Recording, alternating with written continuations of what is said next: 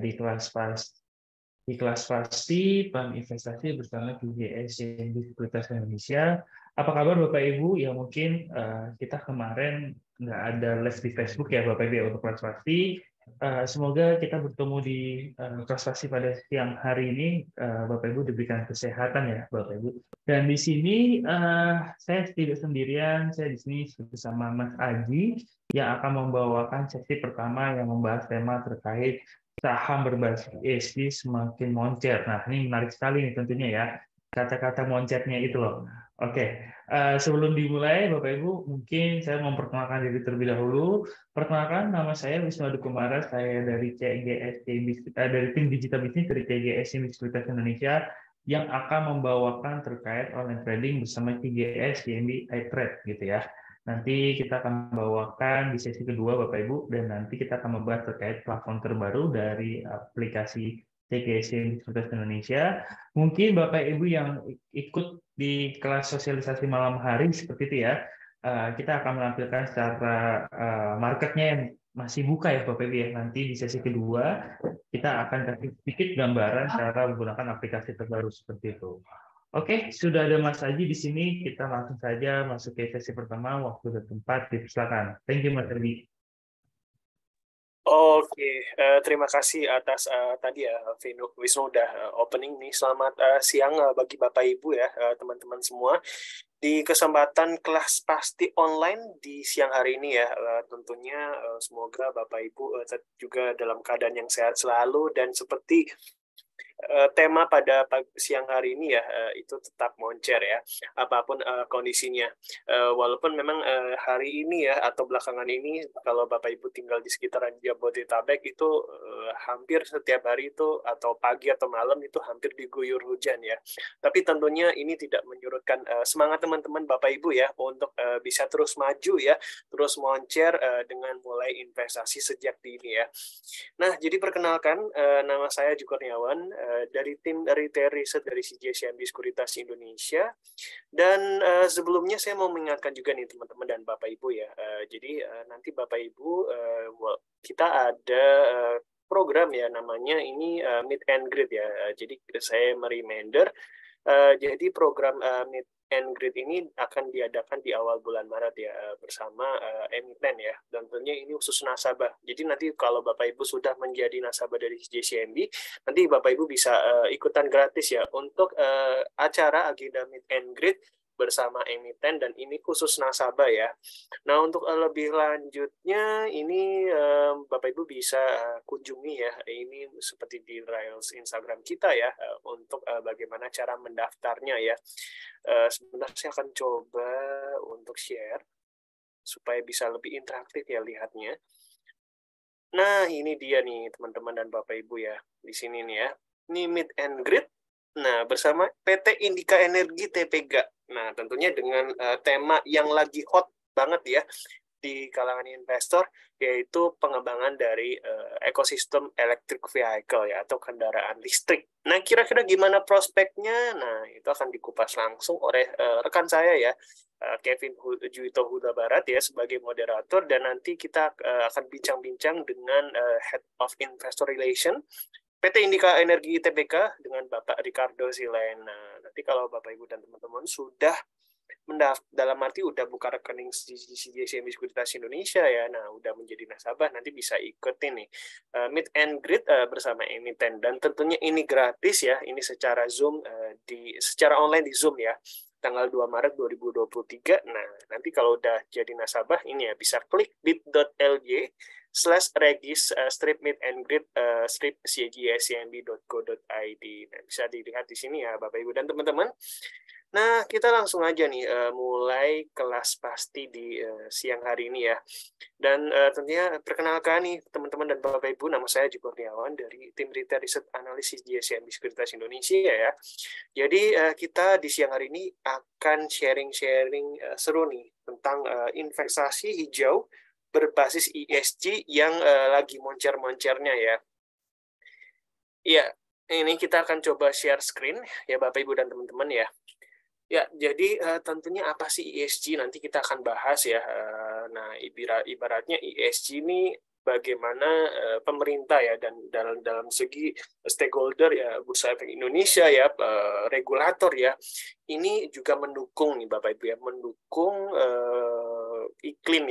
iklim dari segi pemanasan global dan sebagainya supaya dari segi ekosistemnya ya environment sosialnya masyarakat dan tentunya tata kelola ya bisnisnya itu terus sustainable ya. Jadi ibaratnya kalau kita dengar sesuatu yang berbasis ESG kemudian sustainability ya pertumbuhan ekonomi yang hijau intinya mendorong supaya semua ya elemen seperti dari segi lingkungan, masyarakatnya ya, orang-orangnya ya, dan juga dari segi aktivitas ekonominya itu terus langgeng nih Bapak Ibu ya, langgeng dalam arti ke depan itu terus bisa dinikmati ya, ekonomi maju tapi juga dari sekelilingnya ya itu tetap dirangkul sama-sama maju ya. Jadi karena tentunya kita nggak punya planet lain ya Bapak Ibu ya. Jadi walaupun memang kita ingin ekonomi tumbuh, tapi jangan sampai mengesampingkan ya dari segi faktor lingkungan, faktor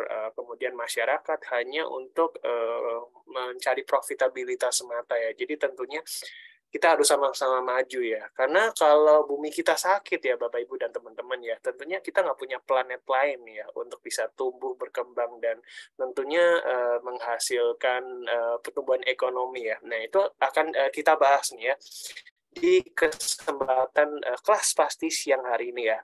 Dan tentunya kita menyapa nih teman-teman dan Bapak Ibu yang live bersama kita di Zoom, online secara Zoom maupun juga di Facebook. Halo, selamat siang semuanya ya. Semoga dalam keadaan yang sehat selalu dan juga berbahagia ya.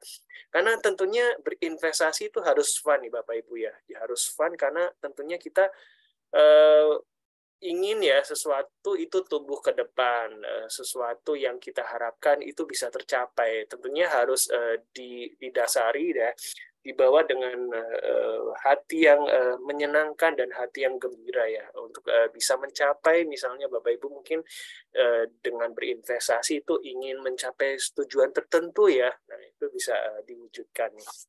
Nah, nanti akan kita bahas lebih lanjut ya. Oleh karena itu kita awali dulu nih teman-teman ya untuk pentingnya mempunyai mindset yang bertumbuh atau growth mindset ya. Ini nggak hanya terbatas untuk millennials aja, tapi tentunya bisa applicable untuk semua orang ya Bapak Ibu ya. Nah, growth mindset itu apa sih tentunya teman-teman ya mungkin bisa kita tanya ini ke teman-teman dan Bapak Ibu ya. Nah, kira-kira perbedaannya apa nih Bapak Ibu dan teman-teman ya? Fixed mindset dan growth mindset. Nah, mungkin kalau ada yang teman-teman mau komen ya, baik yang di Zoom ya ataupun di Facebook ini juga bisa ya.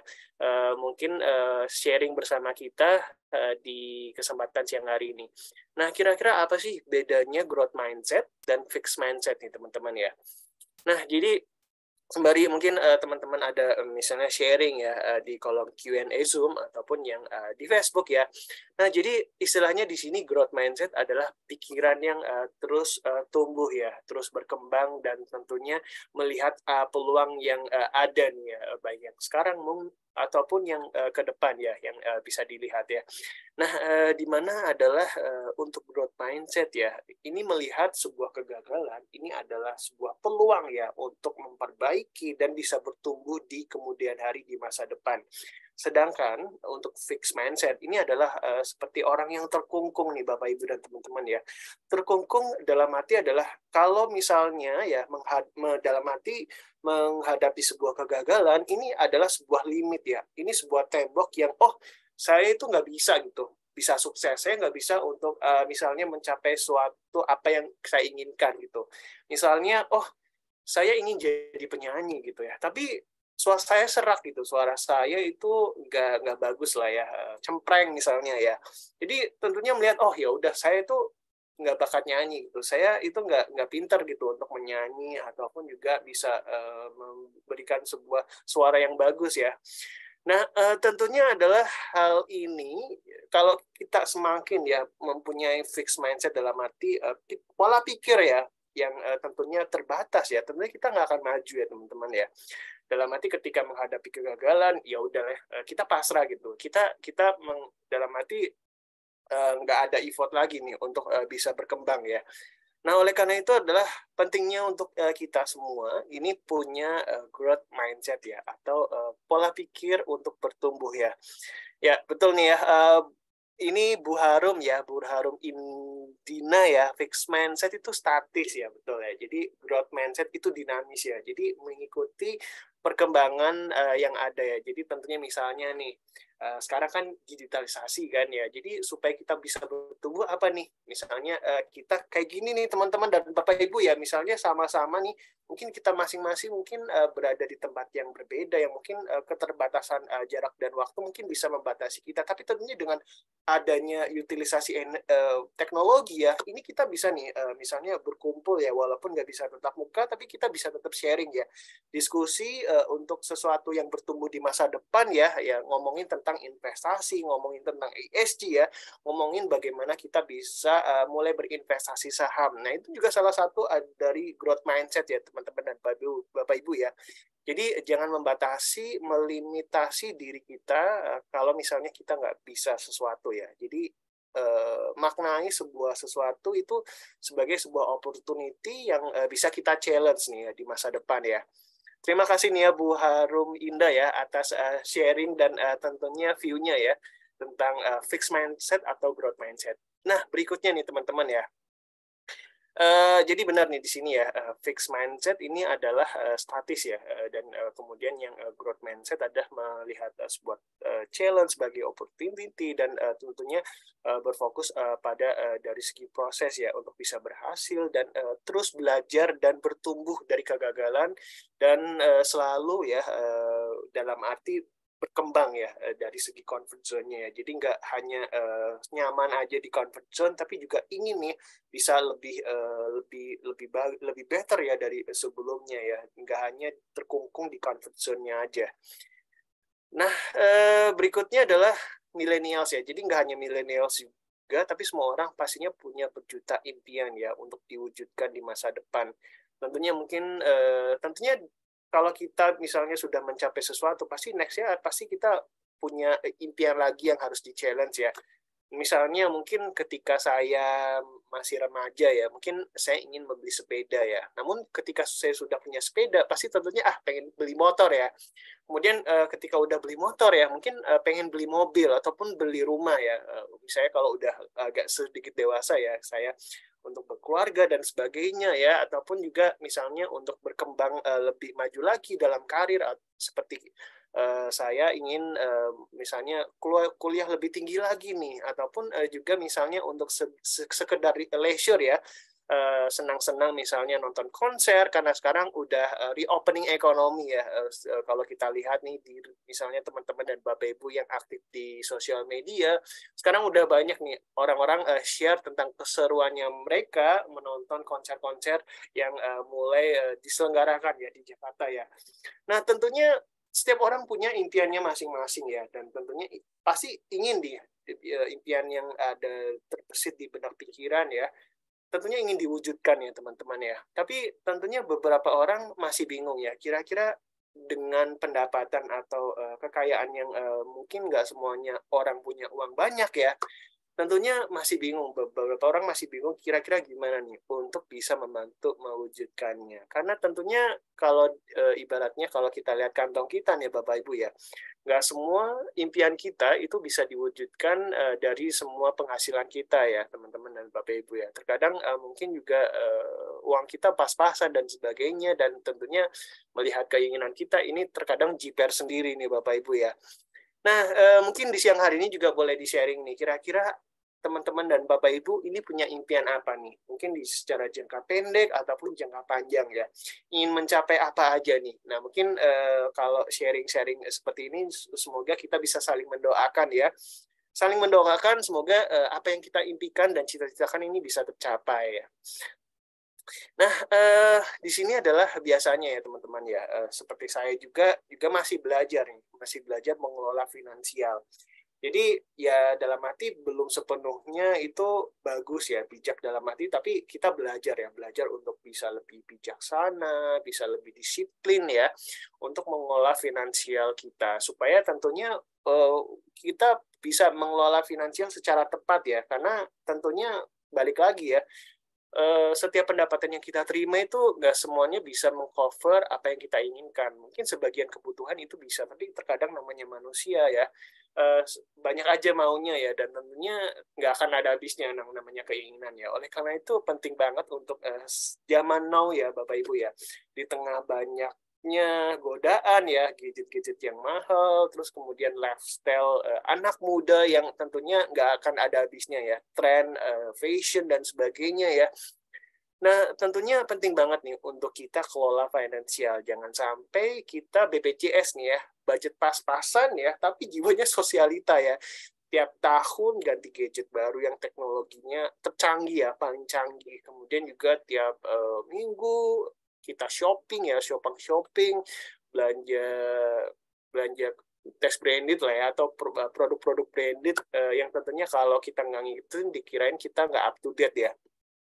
Nah, coba kita lihat nih komennya ya. Financial freedom dan bermanfaat bagi orang lain. Oke. Wah, Pak Harum, Bu Harum dan Pak Teddy ini sehati ya, dalam arti pingin ya tujuan financial freedom ya di masa depan ya, dan tentunya pasti sebagai manusia ingin bermanfaat bagi orang lain. Nah, tentunya tujuannya ini mulia banget nih Pak Teddy ya. Semoga tujuan dari Bu Harum dan Pak Teddy ini bisa tercapai nih ya. Amin, amin, amin semuanya. Dan kita balik lagi nih Pak Harum dan Pak Teddy dan teman-teman yang lainnya ya. Nah, pentingnya kita sejak ini tuh pintar mengelola finansial ya. Jadi ibaratnya ketika biasanya kan kayak seperti saya nih, saya kan masih bekerja kantoran ya. Nah, tentunya biasanya barusan nih di akhir bulan ini terima gajian ya. Nah, tentunya pasti banyak banget kebutuhan ya teman-teman ya. Oleh karena itu kita harus pintar untuk mengelola finansial ya. Jadi pintarnya itu gimana sih teman-teman? Jadi ketika misalnya kemarin nih kalau saya sih gaji ini tanggal 25 ya teman-teman dan Bapak Ibu ya. Nah, atau mungkin ini tergantung Bapak Ibu di kapan nih untuk menerima penghasilannya ya. Nah, ibaratnya asumsi saya terima gaji ini tanggal 25 nih ya. Nah, tentunya habis itu saya prioritaskan ya, ketika dapat gajian nih, masuk nih di rekening ya. Tentunya saya harus pastikan itu prioritaskan ya untuk kebutuhan dulu yang wajib. Nah, yang wajib itu apa? Ini untuk seperti biaya yang terjini ya, ada untuk tempat tinggal ya, kemudian makan, kemudian misalnya beli pulsa, kemudian ongkos transportasi ya, kemudian pasti kalau misalnya sakit pasti tentunya harus berobat ya. Intinya yang harus dipenuhi ya, kalau nggak dipenuhi pasti akan berabe teman-teman dan Bapak Ibu ya. Nah, kalau yang dipenuhi ini sudah selesai ya, udah di-secure ya. Nah, tentunya berikutnya kita harus seperti pepatah bilangnya, ini rajin menabung, ini bisa pangkal kaya ya, bisa pangkal financial freedom. Nah, mungkin kalau berinvestasi, ini harapannya bisa pangkal financial freedom nih Bapak Ibu ya, rajin menabung investasi ya, rajin berinvestasi dan menabung ya. Nah, jadi setelah sudah nih ya 50% ya, ini secara relatif ya, 50% ini juga tergantung dari penghasilan Bapak Ibu masing-masing nih. Mungkin kalau penghasilannya lebih tinggi dan bisa lebih hemat ya, itu bisa lebih banyak nih ya cost untuk bisa untuk berinvestasi dan juga untuk bisa untuk menabung ya. Tapi ini secara relatif aja ya, secara relatif ini 50-20 hingga 30 ya. Jadi setelah 50% setengah dari penghasilan kita digunakan untuk memenuhi kebutuhan kita setiap hari ya, untuk biaya dapur ya supaya ngebul. Nah, selanjutnya adalah kita menyisihkan ya 20% untuk menabung dan berinvestasi. Nah, jadi menabung ini untuk apa nih teman-teman ya? Menabung ini untuk sebagai dana darurat ya teman-teman ya. Dana darurat yang kalau sewaktu-waktu ini misalnya ada terjadi sesuatu yang kita tidak terduga nih teman-teman. Nah, ini bisa digunakan ya, kita pakai untuk mengcover nih. Oh, misalnya pas tadi nih saya berangkat ke kantor misalnya ya, tapi amit-amit misalnya nih kan biasanya mungkin misalnya kalau saya naik motor ya, mungkin di tengah jalan mungkin ada paku misalnya ya, terus ban motor saya mungkin kempes dan sebagainya. Tentunya kan pasti harus ke bengkel dan sebagainya ya. Dan tentunya mungkin kalau Kalau kita hanya pas-pasan aja nih uangnya, nggak punya dana darurat, pasti kalau ada hal-hal tersebut kita kaget gitu ya Bapak Ibu dan teman-teman ya. Ataupun misalnya kita sakit atau hal-hal yang terduga, misalnya HP saya misalnya kecopet dan yang lainnya, atau rusak ya, jatuh, rusak dan sebagainya, dan tentunya pasti harus butuh quick cash untuk bisa mengcover itu. Nah, oleh karena itu penting banget ya kita juga mempersiapkan dana darurat dan selanjutnya adalah dana berinvestasi. Nah, bedanya apa Kak dana darurat dan dana investasi? Nah, dana darurat tadi ya definisinya adalah untuk mengcover kalau misalnya ada kejadian yang secara darurat terjadi. Nah, dana investasi ini adalah untuk di masa depan ya, dalam arti teman-teman mempersiapkan dana investasi sebagai modal ya, modal untuk teman-teman ya tadi misalnya untuk financial freedom ya. Nah, itu bisa nih diambil dari dana investasi atau dana yang bersifat dingin ya, yang udah dikurangi dengan biaya-biaya dapur. Nah, jadi itulah, jadi harus dibedakan ya dana darurat dan dana investasi. Nah, secara pro-rate-nya ya bisa secara adil sekitar 20% ya dari pendapatan kita. Tapi kembali lagi ya sebesar dalam arti ingin jika teman-teman ingin mendapatkan potensi return yang lebih tinggi juga bisa meningkatkan lagi nih dana untuk modal berinvestasinya dari dana dingin ya.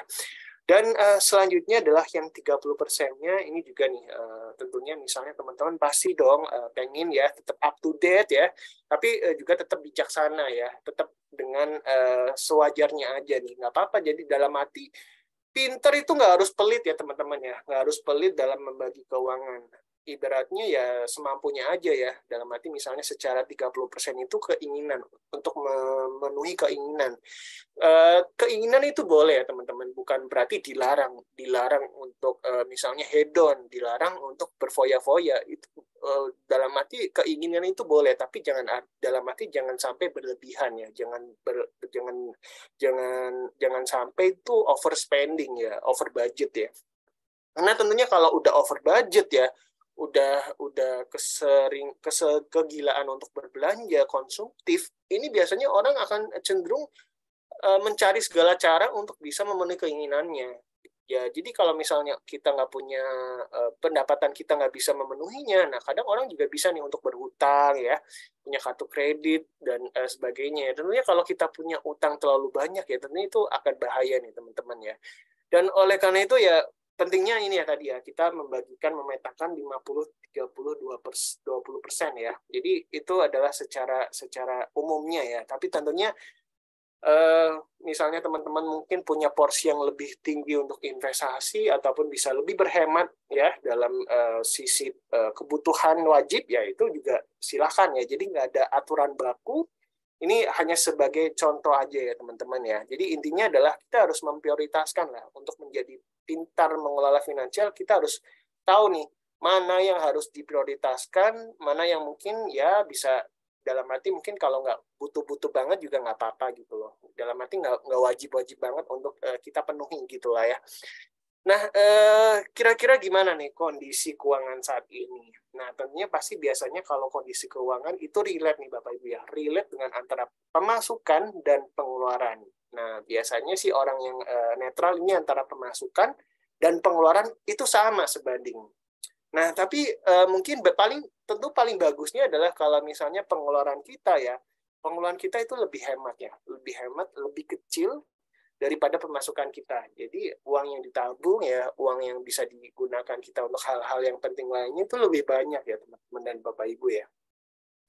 Nah, jadi poin penting dari mengelola finansial yang baik ya adalah tentunya kita punya dana darurat yang pertama ya sebelum berinvestasi. Ibaratnya misalnya kejadian hal yang tidak terduga ya, misalnya mungkin kita amit-amit kehilangan pekerjaan dan sebagainya ya. Kita punya jumlah uang ya, jumlah tabungan untuk bisa mengcover pengeluaran rutin bulanan kita ya. Misalnya mungkin dipecat atau sebagainya, di PHK ya, amit-amit. Nah, kita masih punya spare tabungan untuk mengcover biaya-biaya kebutuhan kita ya ke depannya ya. Dan juga semakin bertambahnya umur ya, kita tentunya harus bisa sadar diri dalam arti jangan sampai umur kita bertambah, utang kita bertambah. Jangan ya teman-teman ya. Harusnya umur kita bertambah, utangnya menurun ya, investasi tambah ngegas ya teman-teman ya. Dalam arti tambah moncer ya. Nah, tentunya itu ya, dalam arti pintar mengelola debt juga itu adalah hal yang penting ya, karena orang itu nggak sadar ya bahwa arti selagi uangnya banyak, terkadang orang itu terlena ya akan keinginannya, jadi menggampangkan, oh ada utang kok, cicilan dan sebagainya, tapi nggak kerasa banyak cicilan di dalam arti dikumpulin ya selama sebulan, ternyata cicilannya juga gede juga ya teman-teman ya. Dan akhirnya orang mungkin bisa jadi takut dalam arti nggak punya uang, dan nextnya ini nggak bisa memenuhi kebutuhan dan keinginannya lagi nih ya, dalam arti keinginannya ya. Oleh karena itu penting banget nih untuk kita bisa mengatur ya utang kita ya. Amin, amin. Oke, nah ini juga ada pertanyaan ya. Halo Bu Harum ya, ini bertanya juga. Oke, boleh banget nih bertanya ya. Jadi sebagai dana darurat, instrumen keuangan apa yang sebaiknya saya pilih? Nah, sebenarnya sih dana darurat ini lebih ke arah cash ya, liquid ya Bapak Ibu ya. Dan dalam arti dana darurat kita itu nabung ya. Nabung ketika misalnya ada sesuatu yang terjadi, kita pakai gitu ya. Misalnya yang mungkin Bapak Ibu udah punya anak ya.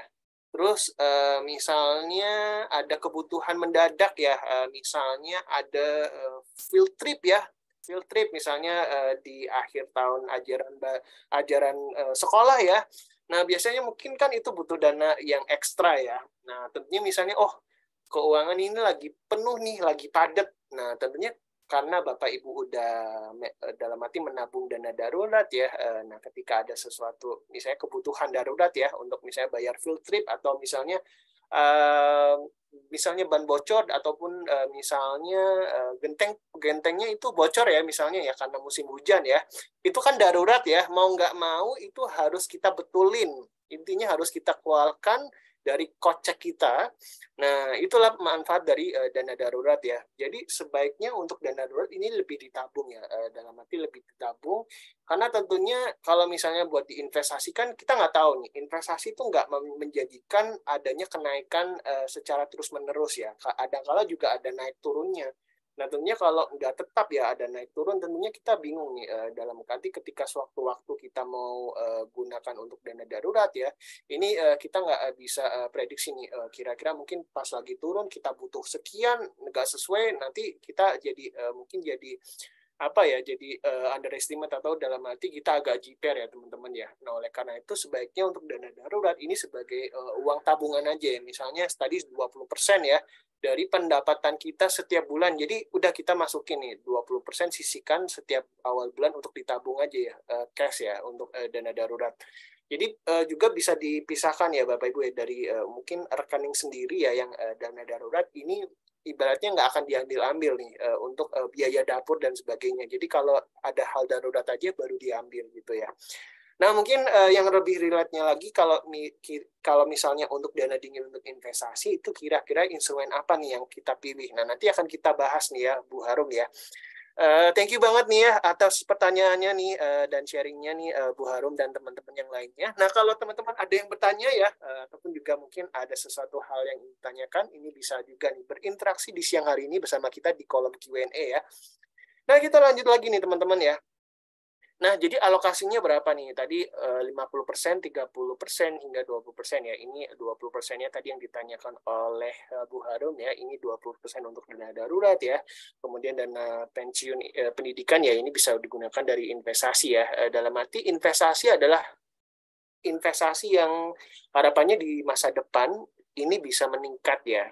Misalnya kan uang kita kan misalnya sekian juta nih ya, dan tentunya misalnya di tahun masa depan kan pasti biaya pendidikan anak itu tambah naik ya biayanya ya, dan tentunya mungkin kalau kita hanya mengandalkan gaji misalnya suami istri aja, dan mungkin biasanya nggak cukup nih ya. Nah, oleh karena itu kita berinvestasi nih supaya nilai uang kita yang investasikan ini di masa depan ini bisa bertumbuh karena kita bisa milih investasi yang tepat. Nah, itu bisa dalam arti mengimbangi lah ya, membantu kalau misalnya biaya pendidikan anak itu dari tahun ke tahun itu meningkat nih Bapak Ibu ya. Nah, tapi dana darurat itu biasanya digunakan misalnya kalau ada sesuatu hal yang darurat, misalnya kita sakit, atau misalnya musim hujan saat ini genteng bocor ya. Nah, mau nggak mau itu harus secara darurat itu harus kita keluarkan nih Bapak Ibu ya, teman-teman ya. Nah, mungkin dari sini mungkin kita bisa sama-sama paham secara umum ya. Oke, dana darurat dalam bentuk asuransi itu juga boleh banget ya Pak Teddy ya. Kan dalam arti ini konteksnya luas ya. Dana darurat juga bisa digunakan untuk asuransi juga ya.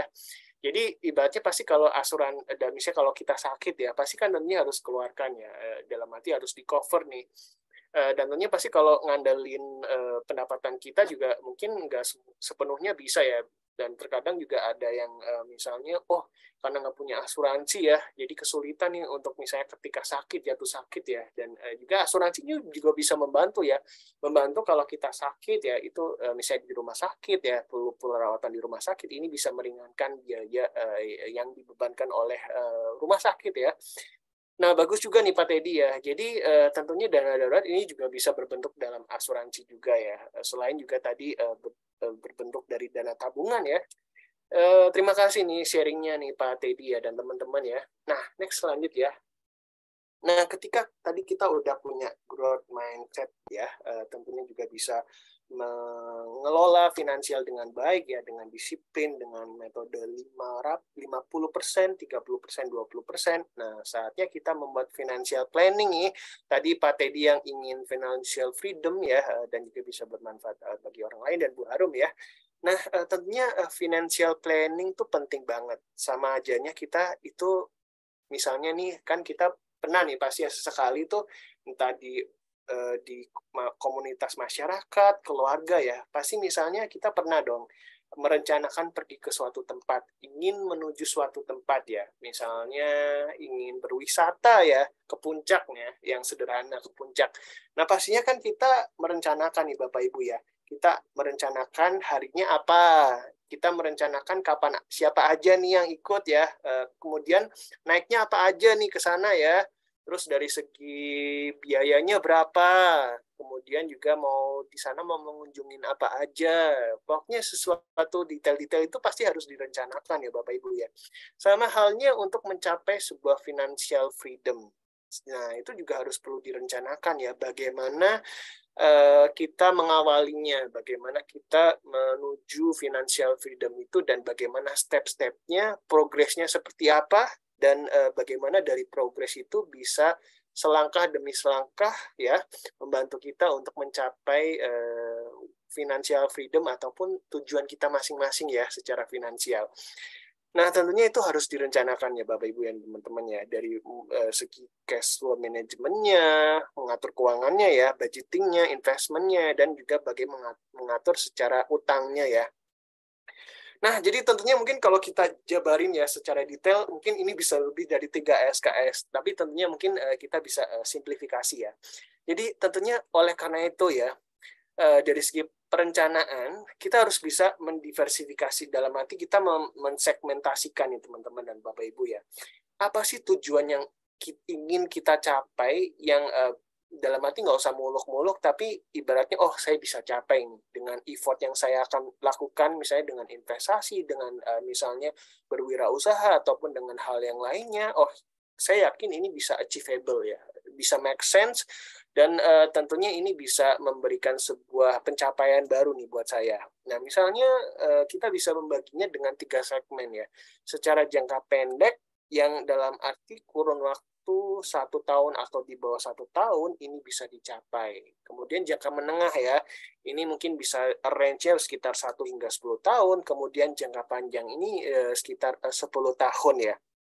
Nah, di mana tentunya kalau jangka pendek misalnya nih, di contohnya ini liburan ya. Nah, tentunya karena misalnya menjalani aktivitas misalnya bekerja ataupun hal-hal yang lain, mungkin kita penat nih Bapak Ibu ya. Dan nanti perlu untuk mengambil sebuah liburan ya. Nah, kira-kira di mana nih supaya kita bisa memperoleh dana untuk bisa memenuhi liburan kita ya.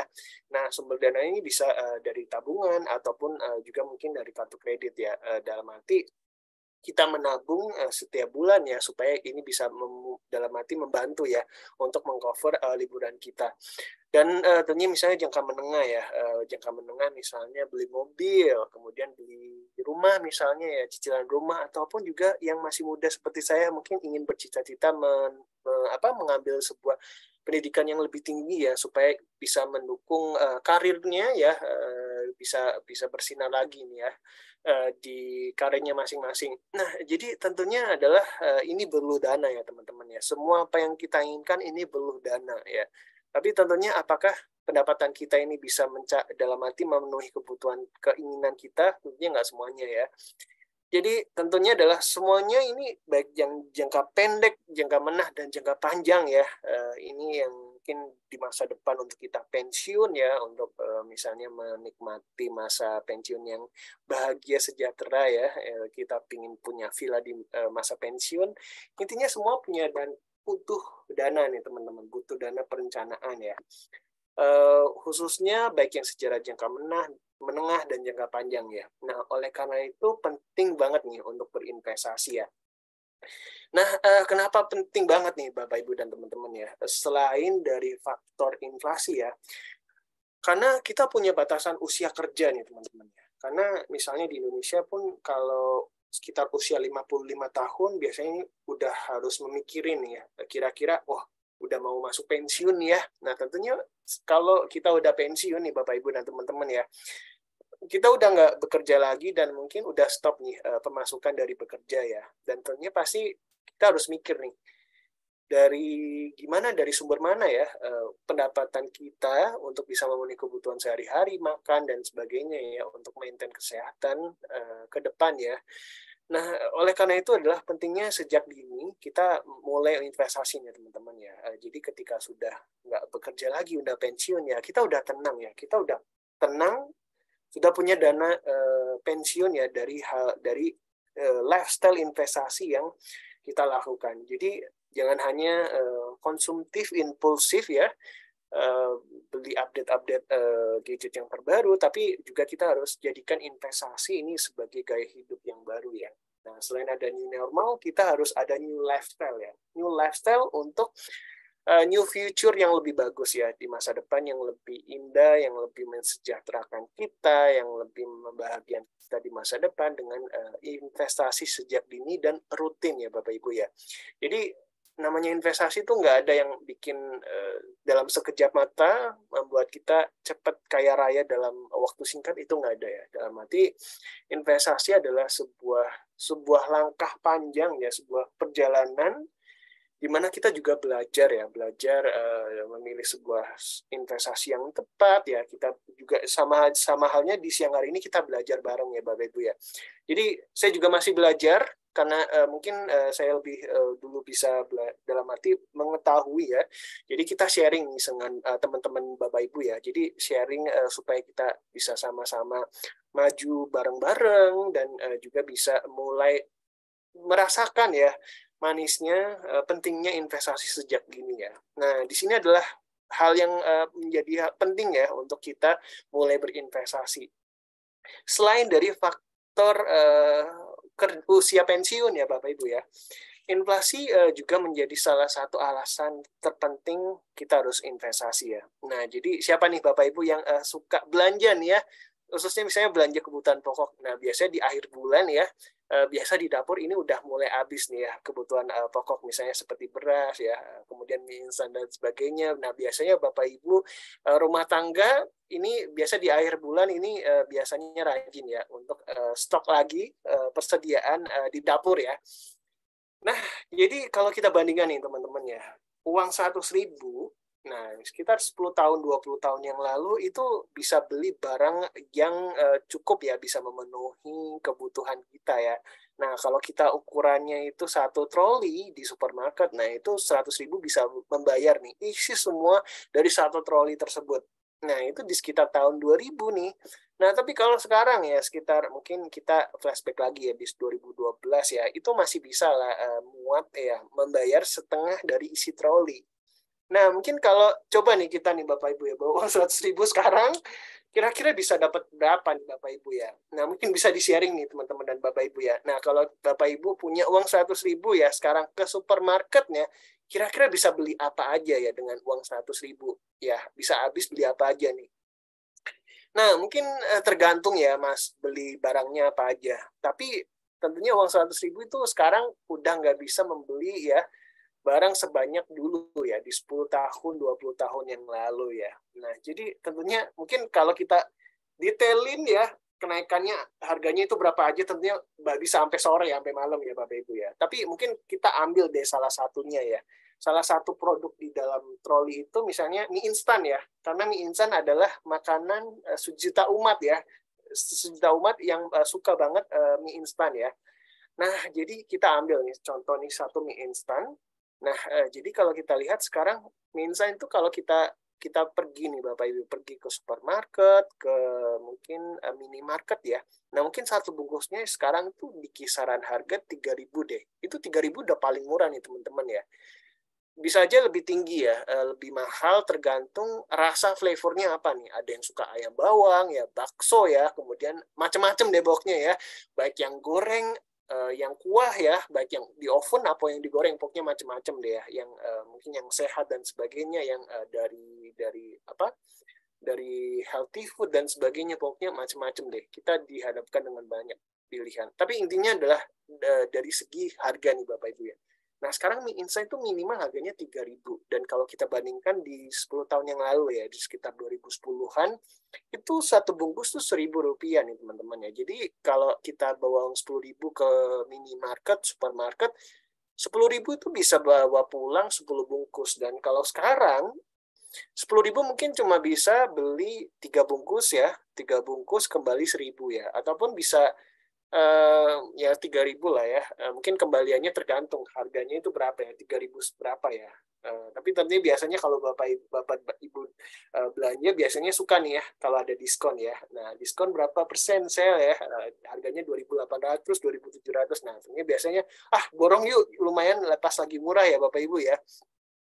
Nah, jadi dari study case ini kita melihat bahwa adanya kenaikan harga dan barang ya, yang tentunya ini bisa menurunkan nilai uang kita ya. Jadi di sini ada misalnya bapak-bapak yang di sini adalah dia mau belanja tapi trolinya itu dibawa naik ya, menguap ya. Jadi dalam arti nilai uangnya turun dari adanya kenaikan barang ya, dari kebutuhan pokok ya. Nah, jadi tentunya apakah uang yang kita miliki juga ikut naik apa enggak nih Bapak Ibu ya? Kalau enggak ikut naik sejalan dengan kenaikan harga dan barang dan jasa, kebutuhan pokok yang kita konsumsi ya, nah tentunya waspada nih, was-was ya. Jadi tentunya ternyata enggak, dalam arti enggak sadar, uang kita itu digerogoti oleh namanya inflasi ya Bapak Ibu ya. Nah, jadi tentunya oleh karena itu penting banget untuk kita mulai berinvestasi ya. Jadi solusinya dari untuk mengatasi solusi inflasi adalah kita harus mulai berinvestasi sejak dini. Ya, bukan nanti-nanti tapi sejak dini. Karena tentunya kalau entar-entaran ya uang kita akan terus tergerus, dan entar-entaran juga nih akan bisa mengimbangi dari konsep inflasi ya. Jadi harapannya dengan investasi kita bisa dalam arti mengimbangi kenaikan barang dan jasa ya, yang kita konsumsi secara pokok. Syukur-syukur kalau investasinya bagus ya, kita bisa tepat memilihnya, itu bisa meningkatkan nilai investasi kita dan mungkin bisa mengalahkan dari inflasi. Nah, oleh karena itu kira-kira pilih investasi apa nih yang tepat dan tentunya bisa menjadi pilihan ya bagi Bapak Ibu. Nah, di sini adalah beragam instrumen investasi yang bisa Bapak Ibu dan teman-teman ini bisa pilih ya. Nah, jadi kalau kita bandingkan ya secara rata-rata dari segi inflasi, ini berdasarkan BPS ya Bapak Ibu dan teman-teman, inflasi di Indonesia ini di kisaran 5,5%. Jadi kalau misalnya pendapatan UMR nih misalnya ya, ini di kisaran 4 juta ya, 4.500.000 ya. Nah, tentunya dengan adanya angka inflasi, nah 4.500.000 itu dikurangi nih, berkurang 5%. Nah, tentunya supaya pengurangan tersebut ya, 5 dikurangi 5% itu bisa diimbangi ya, dalam arti nilainya tetap nih utuh 4.500 ya. Kira-kira harus action investasi apa nih teman-teman ya? Nah, di sini kita rangkum ya dari rata-rata return 10 tahun terakhir, yang mungkin yang bisa mengimbangi adanya kenaikan inflasi itu adalah deposito ya. Nah, deposito ini di kisaran returnnya 5,5% ya, secara 10 tahun terakhir. Nah, sedangkan untuk obligasi ini returnnya ini 6,67% ya. Sedangkan untuk emas ini yang lebih tinggi ya, ini 12%. Sedangkan yang paling tinggi ini adalah investasi saham ya. yaitu return-nya dalam 10 tahun terakhir ini di kisaran 14%. Nah, tapi mungkin yang perlu ditekankan nih Bapak Ibu ya, memang dari segi obligasi, emas, saham ya, ini tentunya punya return yang beda-beda ya. Tapi tentunya tingkat return yang berbeda-beda ini sejalan nih Bapak Ibu, sejalan dengan risikonya. Jadi semakin tinggi potensi return-nya, itu juga semakin tinggi nih risiko yang Bapak Ibu bisa tanggung. Nah, risiko apa sih? Nah, risiko adalah kalau misalnya Bapak Ibu salah pilih misalnya saham ya, pilih saham yang salah misalnya. Nah, tentunya risiko misalnya kerugian itu juga besar juga sama ya, bahkan juga bisa lebih tinggi. Nah, oleh karena itu gimana nih supaya bisa mendapatkan return yang positif dan juga optimal? Nah, caranya adalah Bapak Ibu bisa milih saham nanti yang tepat nih. Kalau Bapak Ibu bisa pilih saham yang tepat, nah itu bisa mengoptimalkan return yang Bapak Ibu bisa peroleh gitu ya. Nah, mungkin nanti kalau Bapak Ibu udah buka rekening saham di CGCMB Sekuritas Indonesia dan misalnya belum tahu nih bagaimana sih Kak pilih saham yang tepat, kemudian bagaimana sih menganalisis saham yang tepat, ya beli di mana dan sebagainya. Nah, Bapak Ibu teman-teman nggak usah khawatir ya, karena dari CGCMB ini selalu rutin dan tentunya antusias ya untuk mengedukasi nasabah tercinta untuk belajar bareng-bareng ya. Walaupun masih newbie, Bapak Ibu bisa mulai belajar dari awal, dari basic ya, sampai Bapak Ibu jago nih berinvestasi. Nanti kita juga sharing ya ke nasabah melalui kelas pasti yang khusus bagi nasabah ya, tentang bagaimana memilih saham, kemudian saham-saham apa nih yang menarik saat ini diperhatikan ya. Selain itu juga edukasi-edukasi yang lainnya mulai dari segi money management ya, fundamental, analisis, pokoknya komplit ya Bapak Ibu ya. Dan ini juga gratis nih Bapak Ibu bisa dapatkan di CGCMB Sekuritas Indonesia. Nah, jadi selagi Bapak Ibu mulai berinvestasi, ayo bisa belajar nih bersama kita gratis ya, dengan materi-materi kelas edukasi yang beragam, dan kita selenggarakan ini setiap minggu ya Bapak Ibu ya. Setiap minggu kita pasti ada jadwal rutin ya, kelas pasti khusus nasabah. Cuma kalau yang ini untuk umum ya, jadi kita lebih kenalan, sharing-sharing investasi apa sih pentingnya, kemudian ada apa aja sih untuk milih investasi. Nah, terus kalau teman-teman pilih dalam arti tertarik untuk investasi saham, gimana sih dari segi prospeknya, gimana dari segi karakteristiknya ya. Nah, itu bisa kita kenalan nih di kelas pasti pada siang hari ini ya. Oke nih. Oh, ini ada pertanyaan baru nih ya. Dari Bu Harum ya, Pak Haji, dana darurat dalam bentuk obligasi, emas, saham itu bolehkah? Pada dasarnya sih sebenarnya nggak ada saklek dalam arti dana darurat boleh obligasi, emas, saham boleh nggak, tapi mungkin dalam arti dana darurat ini ibaratnya dana yang mungkin lebih stabil ya. Lebih stabil karena tentunya kalau darurat pun juga sewaktu-waktu ini diperlukan.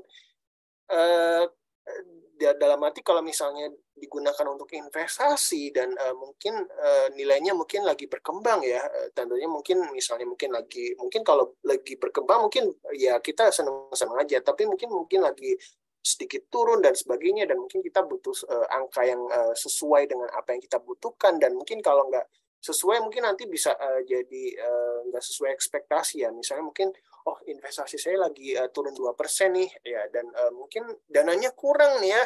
Nah, tentunya mungkin kan sayang ya. Mungkin teman-teman berharap bahwa mungkin ada overhang ya, sehingga mungkin turun 2%, tapi mungkin yakin ya teman-teman bahwa mungkin nanti kinerjanya akan bagus, sahamnya akan naik lagi. Tapi karena teman-teman butuh diambil, dan ternyata teman-teman rugi dong ketika teman-teman ambil ya dana investasi misalnya di saham.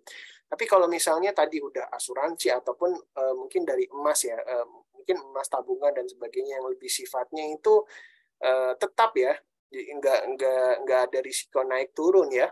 Nah, itu tentunya lebih safe ya, dalam arti dalam psikologi teman-teman itu lebih stabil ya dibandingkan mungkin dana darurat tapi taruhnya di investasi gitu ya. Jadi tadi ya kita mungkin lebih disegmentasi nih Bapak Ibu dan teman-teman ya.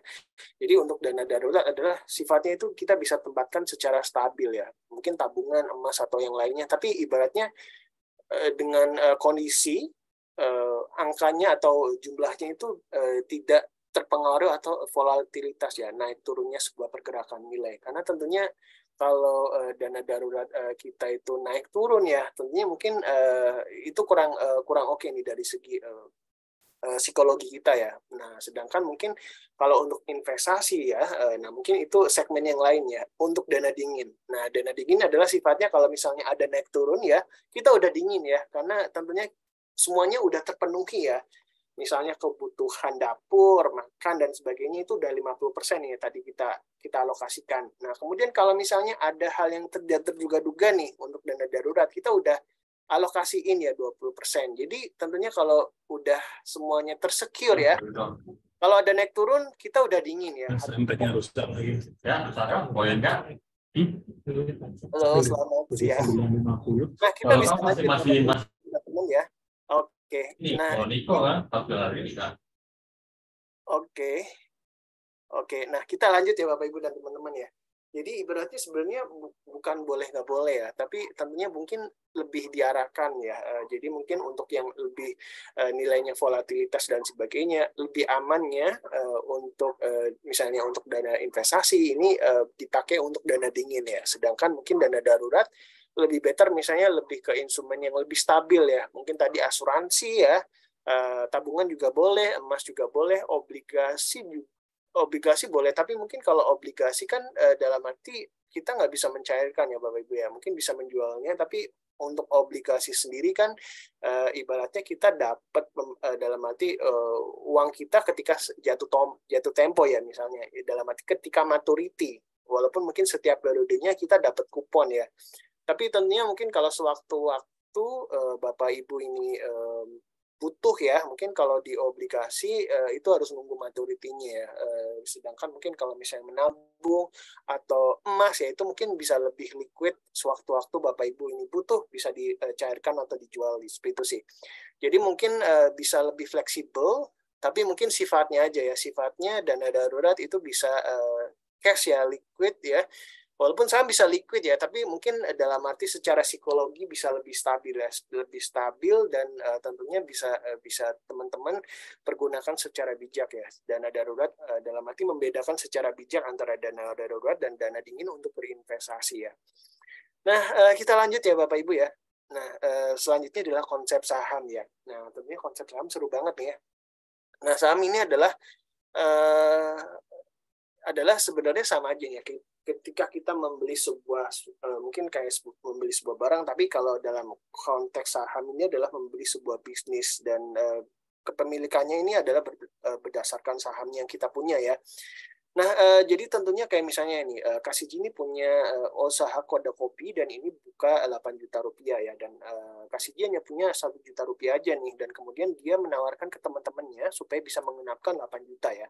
Nah, seiring dengan perkembangan bisnisnya ya, ternyata meningkat ya teman-teman ya, menjadi 16 juta rupiah. Nah, tentunya dari Kasiji dan teman-teman yang lainnya ketika ingin ya memperoleh keuntungan, ini bisa menjualkan ya kepemilikannya baik ke temannya ataupun ke masyarakat ya, seperti itu ya. Jadi konsepnya ini sama aja nih ketika misalnya kita membeli suatu bisnis nih Bapak Ibu ya.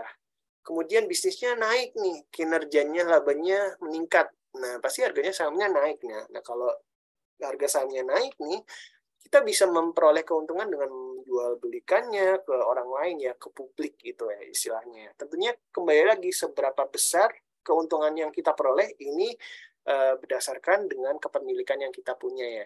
Nah, kalau di investasi saham itu istilahnya kalau kita membeli nih ya, misalnya membeli beras nih 1 kilo atau 1 liter. Nah, kalau beli saham, investasi saham itu satuannya itu 1 lot. Nah, 1 lot itu berisikan 100 lembar saham. Jadi misalnya 1 lembar saham misalnya Bank BCA ya itu sekitar berapa nih kalau Bank BCA itu sekitar 5.000 misalnya ya. Nah, itu dikalikan aja nih Bapak Ibu ya. Ini dikalikan dengan 100 ya untuk 1 lotnya ya. Ataupun juga misalnya Bank BCA 8.000 ya. Harganya 8.000 ya. Jadi kalau misalnya harganya 1 lembarnya 8.700 itu kalau dikalikan 100 berapa ya? Jadi dikalikan aja ya, menjadi 800.000 misalnya ya. Nah, kita langsung aja nih Bapak Ibu ya, ini keuntungan saham. Jadi keuntungan saham adalah dari capital gain ya, selisih harga dan beli jual ya, harga dan beli jual, kemudian juga likuiditas yang tinggi, kemudian diatur dan diawasi oleh JK. Jadi tentunya investasi saham bukan investasi yang bodong ya. Jadi selagi diatur dan diawasi oleh JK, ini adalah investasi yang resmi dan aman ya. Dan juga pajaknya yang rendah, teman-teman juga bisa memperoleh dividen ya untuk beberapa perusahaan yang mereka untung dan membagikan keuntungannya, sebagian keuntungannya kepada pemegang saham publik. Dan yang menarik adalah teman-teman bisa ibaratnya sebagai pemilik bisnis ya dari sebuah perusahaan publik. Nah, contohnya seperti teman-teman punya saham BBCA nih ya, ataupun punya saham Unilever, walaupun punya belinya satu lot aja ya. Teman-teman secara diakui ya sebagai pemilik dari bisnis Astra, dalam arti pemilik dari bisnis tadi BBCA ataupun Unilever ya. Jadi itu sekilas ya keuntungan dari investasi saham. Seru banget ya teman-teman ya. Jadi nggak hanya mengkonsumsi, menikmati produk dan jasanya, tapi kita juga bisa nih ikut memilikinya ya dengan membeli sahamnya. Wah, seru banget ya tentunya. Dan sebentar lagi kita hampir masuk ke sesi Q&A nih Bapak Ibu ya. Dan juga kalau teman-teman masih ada pertanyaan selain dalam topik ini silakan ya bisa berinteraksi dengan kita di siang hari ini ya. Ini di kolom Q&A Zoom ataupun di left comment ya di Facebook. Oke, nah berikutnya kita membahas ESG yang menjadi hot isu ya bagi di kalangan investor ya, karena tentunya permasalahan lingkungan ini harus diatasi ya teman-teman ya, karena perubahan iklim ini menjadi salah satu isu global di abad 2021 ya. Nah, jadi tentunya apa sih teman-teman, karena balik lagi nih, tadi kita udah bahas nggak ada planet B ya, untuk mungkin alternatif kalau misalnya bumi kita udah sakit ya, kita harus tetap cuma bisa tinggal di bumi ya, jadi nggak ada planet lain untuk kita tinggali yang aman untuk bumi. Oleh karena itu kita harus make sure bahwa bumi itu harus menjadi tempat yang aman untuk kita tinggali, untuk kita berkembang ya dengan hal tersebut. Oke, nah kemudian juga kalau kita lihat di Bapak Ibu ya, pemerintah juga mulai menerapkan pajak karbon ya dari segi untuk PLTU ya, ini di atas 100 megawatt, dan juga dari target pengurangan emisi ini di NDC tahun 2023 ini bisa direduksi hingga untuk upaya sendiri 29% dan 40% dengan dukungan negara global ya. Dan intinya apa sih teman-teman dari segi ESG? ESG adalah mendorong supaya suhu bumi, perubahan iklim ya, pemanasan global ini nggak lebih parah lagi ya. Dan juga tentunya ini menjadi prioritas bagi semua negara di dunia ini supaya dalam arti bumi ini tetap hijau ya, tetap hijau. Makanya kalau pokoknya berbicara ESG itu investasi berbasis ESG lah, berbasis hijau yang ramah lingkungan ya, mendukung pengembangan sosial dan juga sustainability dari pengelolaan ekonomi ya, dari segi governance-nya itu tetap sustainable ya. Nah, tentunya pentingnya apa sih? Nah, penerapan ESG ini bisa menjadi motor penggerak ya untuk bisa meraih ya emisi rendah karbon ya. Dalam arti emisi yang kita keluarkan ya, misalnya kita menggunakan kendaraan bermotor ataupun misalnya menggunakan listrik ya, ataupun aktivitas keseharian kita pasti sedikitnya akan mengeluarkan karbon ya. Nah, tentunya emisi itu akan dalam arti diupayakan ini bisa direduce ya teman-teman ya, supaya ini tidak merusak lingkungan lebih lanjut. Itulah adalah pentingnya dari ESG. Kemudian manfaatnya apa? Manfaatnya bisa secara nggak langsung ya, secara long term-nya ini bisa meningkatkan pertumbuhan dari segi pertumbuhan alamnya, lingkungannya, dan juga human capital-nya ya. Human capital-nya dan juga secara nggak langsung ini bisa meningkatkan RON juga nih dalam arti pertumbuhan laba ya bagi perusahaan atau bisnisnya dari segi perusahaannya.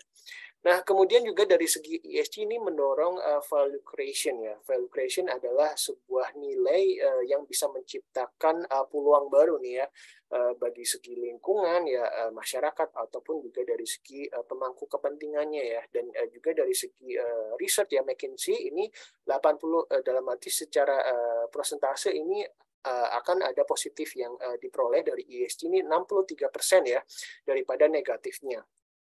Dan tentunya mungkin tadi kan apa sih ESG, mungkin teman-teman dalam arti terlalu kompleks ya, mungkin kalau ESG itu lebih lanjut. Nah, tapi intinya adalah ESG itu adalah mendorong pertumbuhan yang lebih hijau, kemudian pertumbuhan yang sustainable ya, yang tentunya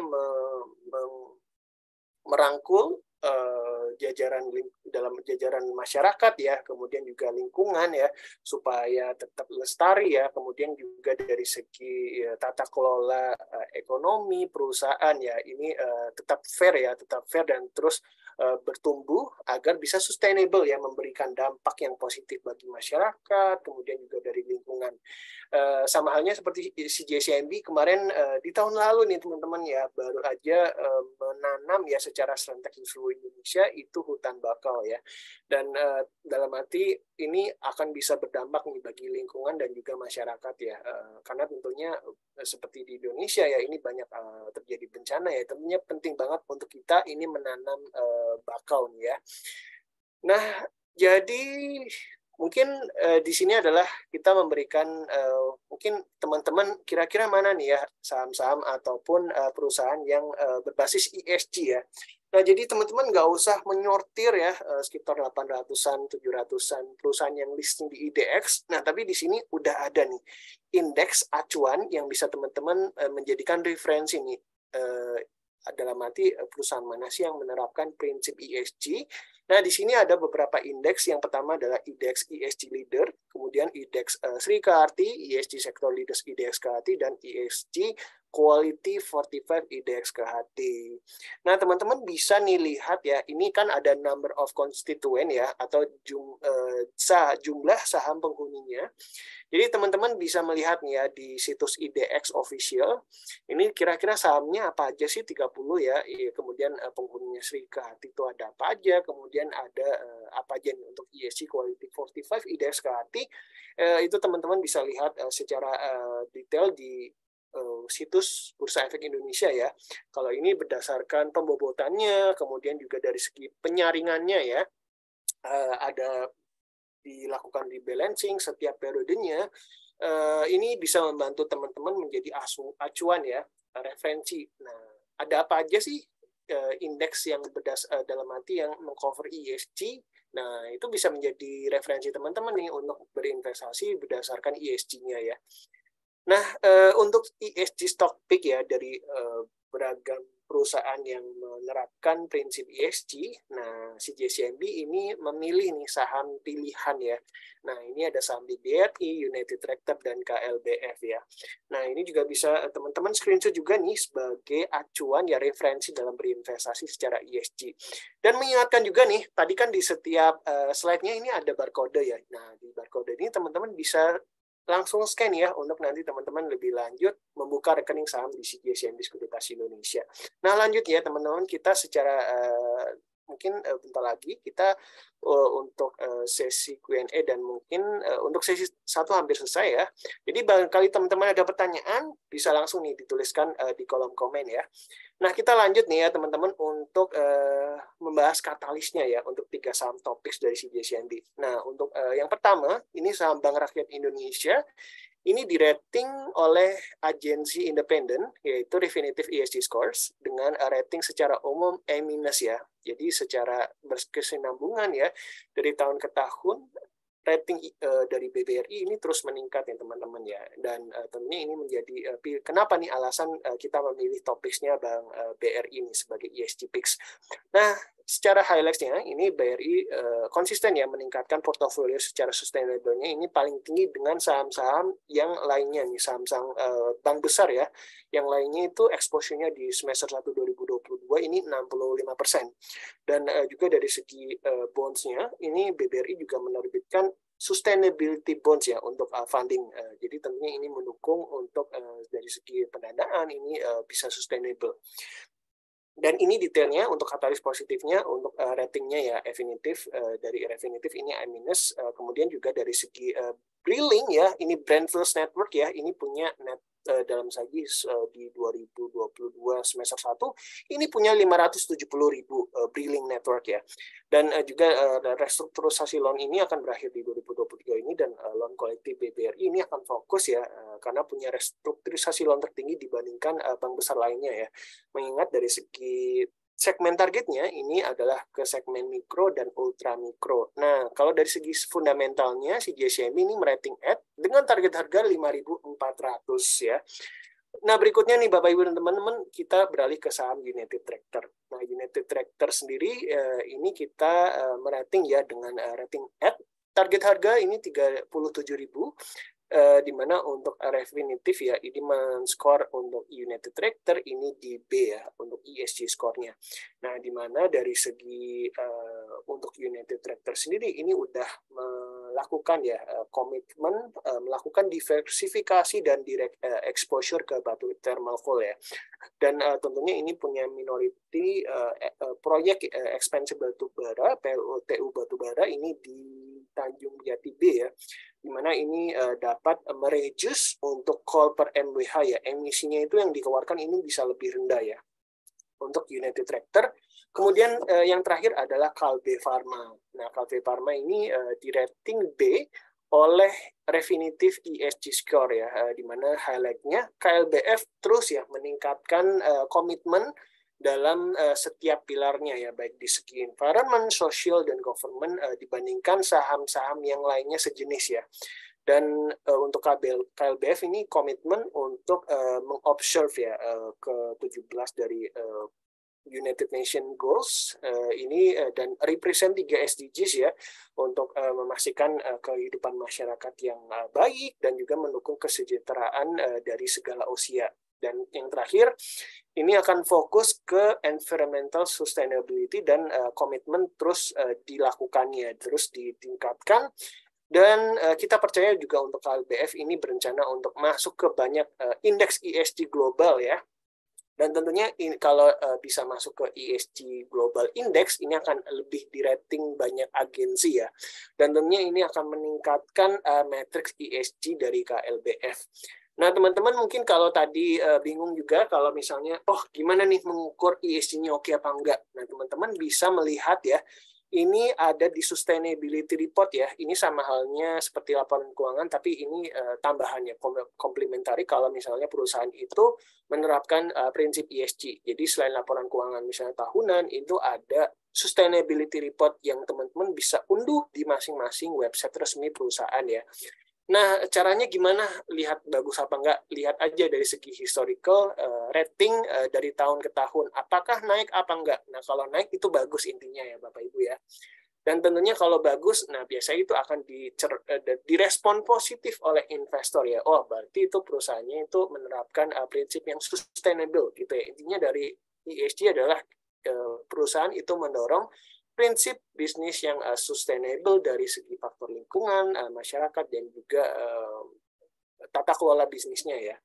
Dan mungkin itu yang menjadi penutup nih ya teman-teman di kesempatan kelas pasti pada siang hari ini ya. Terima kasih atas antusiasnya sama teman-teman dari awal hingga akhir ya. Dan jangan lupa masih ada sesi 2 ya teman-teman dan Bapak Ibu yang bisa teman-teman dapatkan ya untuk materi tentang digital business. Dan tentunya stay close ya bersama si JCM Sekuritas Indonesia di berbagai sosial media, mulai dari ada Instagram, YouTube ya, TikTok ya, kemudian juga ada di podcast ya, Telegram, YouTube, dan Twitter, semuanya komplit untuk membuat teman-teman lebih dekat bersama si JCM Sekuritas Indonesia dan paham tentang investasi dan jargon untuk investasi saham. Supaya apa? Tadi bisa mewujudkan goals-nya Bapak Ibu semua. Tadi ada Pak Teddy dan Bu Harum ini ingin mencapai financial goals ya, dan ingin bisa bermanfaat bagi banyak orang. Nah, semoga bisa tercapai ya dengan investasi ESG dan mulai nih sejak dini berinvestasi saham. Dan terima kasih juga nih Bapak Ibu dan semuanya ya sudah mengikuti sampai di sesi 1 ini.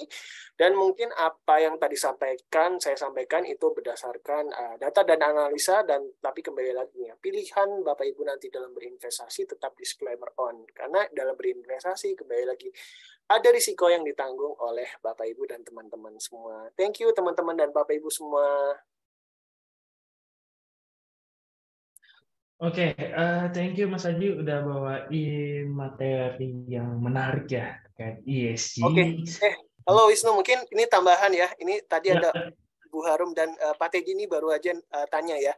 Di BRI, United Tractor, dan KLBF ini pilih yang mana? Nah tentunya mungkin kalau pilih yang mana nanti akan kita bahas lebih lanjut mungkin di BTS ataupun yang lainnya sesuai dengan dari segi apa katalisnya ya. Tapi mungkin kalau pilih mungkin kalau dari segi memilihnya itu harus sesuai ya, misalnya BBRI dengan sektor yang sejenis ataupun misalnya United Tractor dengan sektor sejenis ya. Jadi topik ESG itu adalah kita membandingkan dari segi sektoralnya ya, itu adalah yang paling top ya. Itu yang tentunya kita pilihkan untuk Bapak Ibu dan teman-teman. Nah, kalau pilih yang lebih oke lagi mana, nanti kita akan bisa sharing lebih lengkap, lebih seru lagi ya di kesempatan yang lainnya di kelas pasti umum nasabah ya.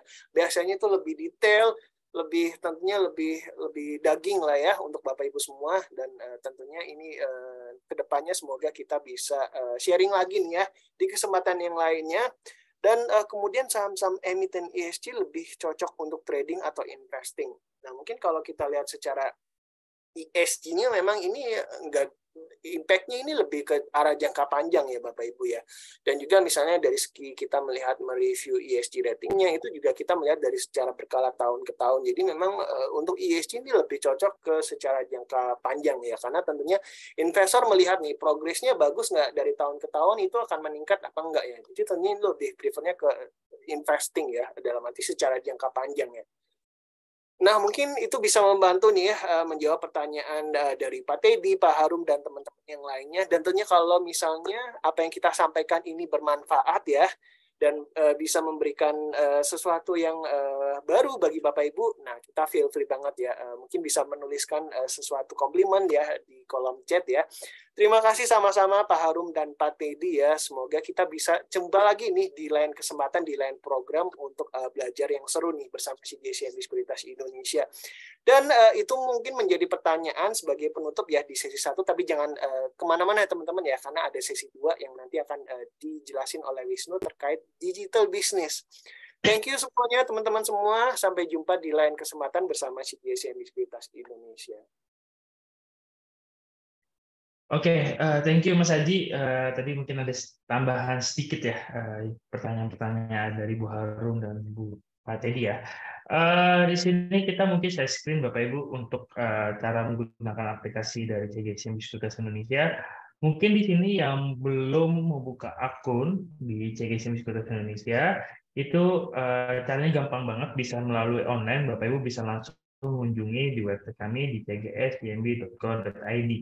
Nah, kita kasih gambaran dulu ya. Dan kita juga tentunya Bapak Ibu ada promo menarik, yaitu adalah promo. Ada event menarik ya yang kita akan membahas bersama emiten, yaitu adalah Meet Bapak Ibu yang tentunya bisa langsung daftar aja secara gratis di website kita. Jadi tunggu apa lagi, tinggal kunjungi di cgcmb.co.id, dan nanti Bapak Ibu juga bisa langsung mendaftar secara mudah melalui online seperti itu. Oke, sebelum kita masuk ke materi platform ya Bapak Ibu, kita mungkin mau menampilkan dari cara registrasinya. Nah, ketika sudah mengunjungi di website kami di cgscmb.co.id/home, Bapak Ibu bisa langsung klik register di sini.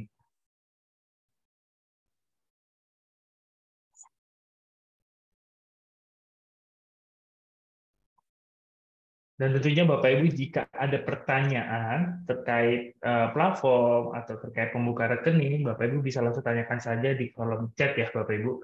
Karena di sini kita terbuka banget untuk Bapak Ibu berdiskusi bersama kami di CGSCMB Sekuritas Indonesia. Dan tentunya, sebentar, di sini mungkin jaringannya ya. Kita refresh dulu.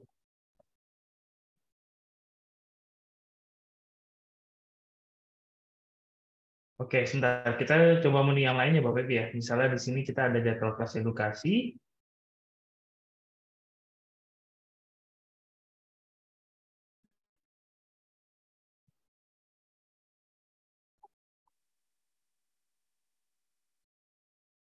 Nah, di sini juga ada jadwal kelas edukasi yang tentunya Bapak Ibu bisa langsung daftar ya. Nah, kita ada SPM Bapak Ibu. Nah, tapi itu acaranya besok ya. Jadi kita akan menampilkan event-event kita di website kami. Dan di sini ada kelas pasti pada siang hari ini ya. Di sini ada Mas Haji dan sebelumnya ini khusus nasabah. Maka kalau misalnya khusus nasabah itu kita bicara lebih detail lagi terkait market Bapak Ibu. Dan kita akan membahas secara teknikal dan fundamental secara kupas tuntas. Jadi nggak perlu khawatir, kita akan bimbing Bapak Ibu sampai benar-benar bisa untuk bertransaksi dari sisi platform maupun dari cara menganalisanya seperti itu. Jadi kita ada pasti untuk kayak siang hari ini live di Facebook dan kita ada kelas pasti untuk nasabah yang akan membahas terkait teknikal, fundamental, atau update market lebih tepatnya seperti itu. Jadi tunggu apa lagi, Bapak Ibu bisa langsung daftar aja atau registrasi pembukaan rekening di cgs.gmb.id register ya Bapak Ibu ya, atau di sini nih, open account seperti itu. Oke, saya stop dulu ya. Jadi kita langsung masuk aja ke materi Bapak Ibu. Jadi kita akan membahas terkait platform kita yaitu web trade ya Bapak Ibu.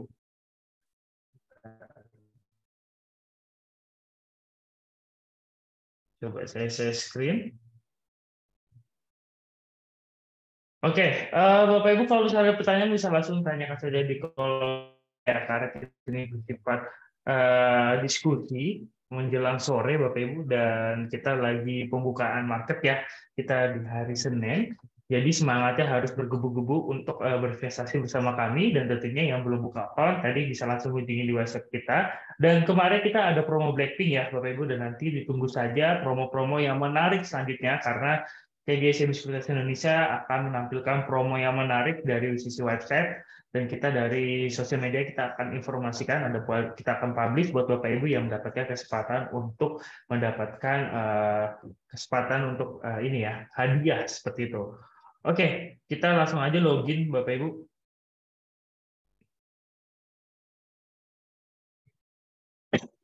Nah, di sini Bapak Ibu ketika ini adalah versi web terbaru dari CGS Sekuritas Indonesia.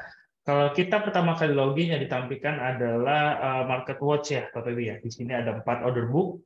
Nah, di sini bisa disesuaikan saham-saham apa aja yang kira-kira ingin Bapak Ibu pengen eksekusi. Misalnya Bapak Ibu ingin langsung beli atau jual, itu bisa secara mudah dan gampang. Dan di sini untuk data marketnya itu secara detail ya dan lengkap Bapak Ibu. Jadi menampilkan dari best bid dan best offer, dan kita juga menampilkan dari harga pembuka, dari harga tertinggi, harga terendah, dan preview close Bapak Ibu. Jadi ini bisa jadi patokan Bapak Ibu ya untuk melihat dari harga-harga tersebut. Dan di sini juga ada running trade ya Bapak Ibu ya, bergerak secara real time. Dan di sini kita juga ada data market yang tentunya di sini secara gratis ya Bapak Ibu ya, yang bisa Bapak Ibu akses kapanpun dan dimanapun secara mudah. Itu tidak berbayar dan di sini bisa Bapak akses secara gratis. Jadi tidak ada biaya tambahan untuk pembukaan rekening maupun dari sisi data market seperti itu. Dan tentunya untuk pembukaan rekening balik lagi Bapak Ibu, kita minimum deposit atau nol deposit, jadi bisa buka dulu tanpa harus ada minimum deposit, itu bisa di CGS Sekuritas Indonesia. Dan tentunya di CGS Sekuritas Indonesia juga menarik juga ya Bapak Ibu ya. Bapak Ibu ketika mempunyai dana di RDN, dananya bisa ditarik hingga nol, seperti itu ya. Jadi tidak ada dana mengendap di CGS dan itu akan memudahkan ya Bapak Ibu ya. Mungkin biasanya yang paling senang untuk menarik dana semuanya itu kita bisa di CGS Sekuritas Indonesia seperti itu. Oke, kita mau ngasih contoh aja untuk transaksi ya di menu Market Watch. Jadi misalnya saya ingin beli saham Bumi ya, di sini sudah ada. Misalnya saya udah klik di sini. Lalu saya klik buy di sini dan saya coba masukkan jumlah lotnya ya Bapak Ibu ya. Misalnya di sini satu lot, saya coba mengantri di harga 133 seperti itu ya. Saya klik buy di sini. Saya masukkan PIN di sini lalu konfirmasi order. Nah, Bapak Ibu pasti penasaran dong statusnya di mana. Status saudara Bapak Ibu bisa ke one stop trading atau trade terlalu ke one stop trading. Nah, di sini ada status order kita Bapak Ibu. Status order kita ya kita masih open ya. Nah, kalau open itu berarti kita belum match Bapak Ibu atau belum terjadinya atau penemuan antara penjual dengan pembeli. Nah, itu makanya statusnya open. Dan di sini juga detailnya untuk melihat dari order list kita, itu bisa melihat dari kayak order ID. Nah, order ID ini berdasarkan tanggal transaksi ya, dan ini biasanya kayak 23, 022, 02, 27. Nah, itu adalah tanggal hari ini Bapak Ibu untuk order ID-nya. Statusnya open, action-nya buy, lalu harga yang tadi kita input, yaitu sebesar 133 perak, seperti itu ya. Lalu di sini ada order value-nya, ada net value-nya, Bapak Ibu. Lalu di sini ada order date-nya. Jadi secara detail itu sudah terlampir semua di aplikasi atau di portofolio seperti itu. Nah, selain Bapak Ibu menggunakan MarketWatch, Bapak Ibu juga bisa melakukan pembelian di new order atau di order book tersendiri seperti ini. Nah, caranya gampang banget, sama dengan kayak tadi, misalnya kita pengen beli saham Telkom sebagai contoh. Wah, karena sudah marketnya tutup ya. Jadi misalnya saya masuk harga satu lot gitu ya. Lalu saya klik buy di sini, lalu konfirmasi order. Nanti akan muncul di order list seperti itu. Nah, itu untuk transaksi beli ya. Nah, bagaimana cara untuk meng-unwind Bapak Ibu? Nah, caranya gampang banget. Jadi Bapak Ibu bisa langsung klik mouse di sebelah kanan seperti itu. Lalu bisa langsung unwind ya. Kita misalnya mau menurunkan atau menaikkan ya. Tapi kalau menaikkan, Bapak Ibu juga harus menaikkan dari jumlah lotnya seperti itu ya. Dan untuk satu lot mungkin ini jadi pertanyaannya, satu lot itu berapa sih Mas Wisnu? Nah, kalau satu lot itu sama dengan 100 lembar saham Bapak Ibu. Jadi kalau misalnya 2 lot berarti 200 lembar saham sampai berkelipatan sampai seterusnya, kurang lebih seperti itu. Nah, di sini ada price ya Bapak Ibu. Jadi kita coba menurunkan jadi harga 130 seperti itu. Kita konfirmasi order. Nah, statusnya menjadi open ya. Jadi kita udah lihat tadi di sini jadinya 130 price-nya. Tadi di harga 133 menjadi 130 seperti itu. Nah, kalau kita menaikkan jumlah lotnya, misalnya kita unwind ya, yang tadi. Nah, ini akan ter-reject Bapak Ibu kalau kita menaikkan dari sisi lotnya aja, tapi nggak berbarengan dengan harganya. Jadi ketika Bapak Ibu ingin harga yang lebih dari harga rendah ke harga yang lebih besar seperti itu ya, dan ingin merubah, pastikan harus merubah dari sisi lotnya seperti itu. Jadi nggak bisa menambah dari harganya, tetapi lotnya tidak berbarengan seperti itu. Jadi lotnya juga harus ditambah. Nah, kalau mengurangi lot tanpa merubah harga itu bisa seperti itu Bapak Ibu. Nah, kalau kita lihat di sini, ini statusnya unreject ya, seperti itu.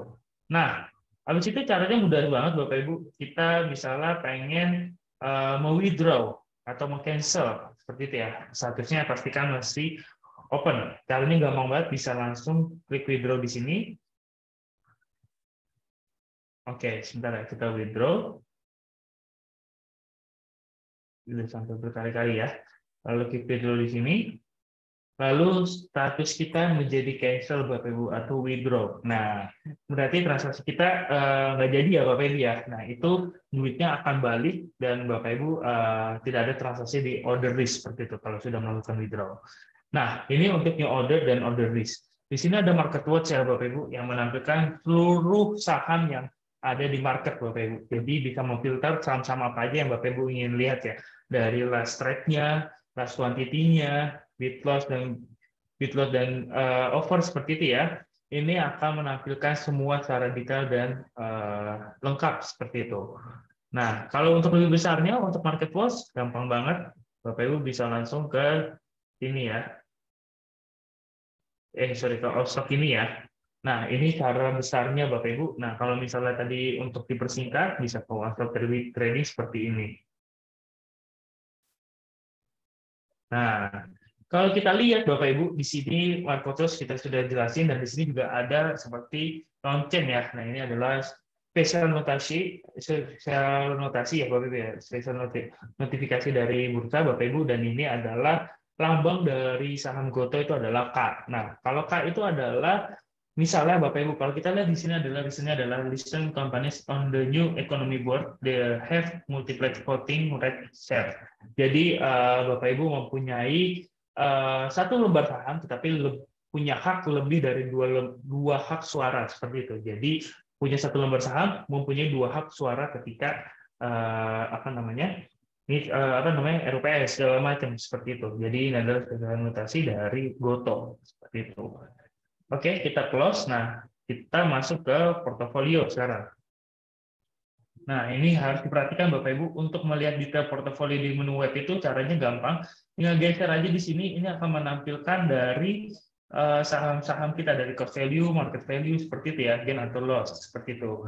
Nah, kira-kira kalau misalnya Bapak Ibu malas untuk menggeser ya, Bapak Ibu bisa mengecilkan kira-kira yang tidak perlu, yang Bapak Ibu tidak perlu dari menu tersebut. Misalnya seperti ini, kita bisa geser terus seperti itu ya. Karena masih banyak nasabah yang pengennya tuh di depan itu, jadi nggak perlu geser-geser. Caranya gampang banget, itu tinggal ditarik seperti ini sampai benar-benar kelihatan Bapak Ibu untuk dari cost value dan market value ya, itu akan terlihat semua dan tinggal digeser-geser seperti ini.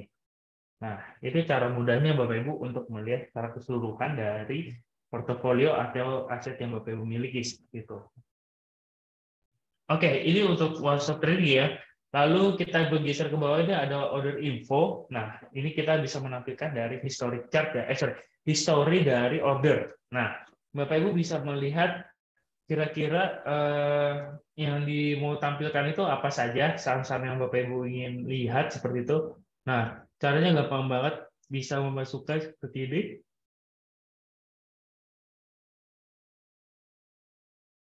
Sorry.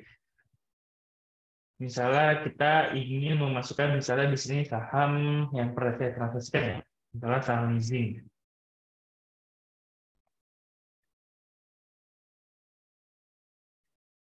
Kita search, kita coba filter dari tanggal 1 November, kita search di sini. Oke, nah yang di sini yang akan ditampilkan adalah saham leasing saja Bapak Ibu, tidak ada saham-saham yang lain. Atau Bapak Ibu bisa berfilter berdasarkan order ID. Nah, itu tinggal terserah Bapak Ibu ingin menampilkan seperti apa. Dan di sini bisa langsung melihat dari tanggal berapa ke tanggal berapa untuk Bapak Ibu mencari order tersebut. Seperti itu. Jadi, mungkin yang saat ini join dan sudah membuka dari atau sudah menjadi nasabah CGS dan masih menggunakan aplikasi lama. Nah, ini menarik sekali nih. Biasanya ini menjadi pertanyaan untuk nasabah-nasabah yang menggunakan aplikasi lama seperti itu. Nah, itu untuk order search-nya, dan di sini ada order history-nya.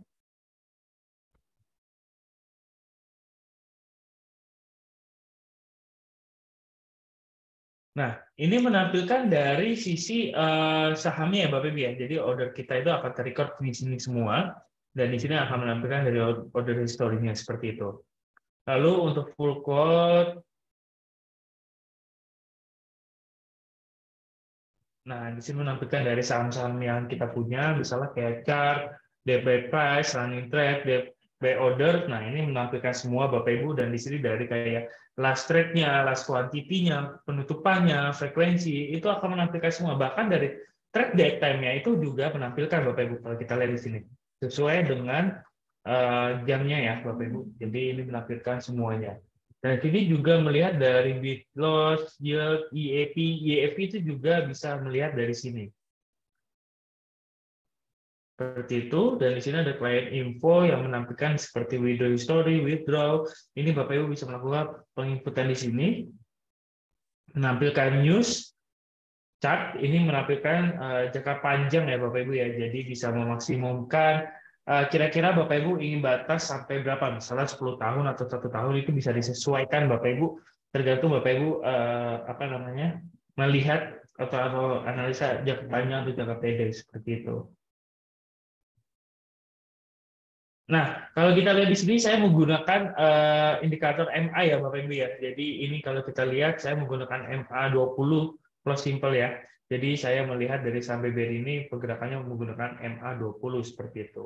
Dan kalau kita lihat di sini ada dua tema ya yang bisa digunakan, yaitu tema terang dan tema gelap. Ini berlaku dari sisi mobile dan sisi web ya, jadi bisa menggunakan 2 tema dan ini tentunya akan memudahkan Bapak Ibu saat bertransaksi seperti itu. Oke, mungkin sampai situ aja Bapak Ibu. Apakah sampai sini ada pertanyaan lagi?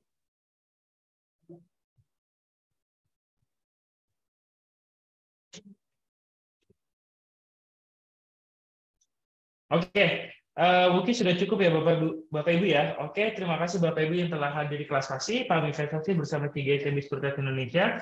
Sampai jumpa di kelas Fasi selanjutnya Bapak Ibu dan tetap semangat berinvestasi bersama CGS SMB Sekuritas Indonesia. Oke, thank you Bapak Ibu dan selamat siang menjelang sore Bapak Ibu semua. Thank you.